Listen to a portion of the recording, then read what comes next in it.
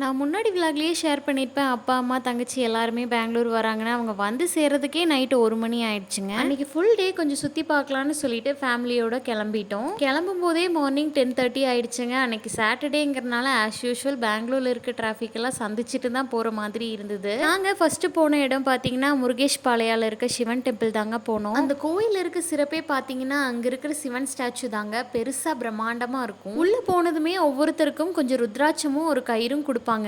அதை வாங்கிட்டு ஒவ்வொரு பாட்டிலையும் நம்ம போட்டுட்டே வர மாதிரி இருக்குங்க. கூடவே அவங்க கொடுத்த கயிறை அங்க இருக்கிற மரத்துல ஒரு வேண்டுதல் வச்சு கட்டிட்டு வந்துடலாங்க. அங்க இருக்கிற ஹைலைட்டே பாத்தீங்கன்னா, ஒண்ணு அங்க இருக்கிற லிங்கங்களுக்கு நம்ம கையாலேயே நம்ம அபிஷேகம் பண்ண முடியும். இன்னொன்னு ஒரு கேவ் மாதிரி போகுங்க. அது வழியா நம்ம உள்ள போகும்போது நிறைய சிவலிங்கங்களை நம்ம பார்க்க முடியும். அந்த கேவ்ல இருந்து வெளியே வந்ததுமே நமக்கு ஒரு விளக்கு கொடுப்பாங்கங்க. அதை பத்த வச்சு அங்க இருக்கிற குளத்துல விட்டுடணும்.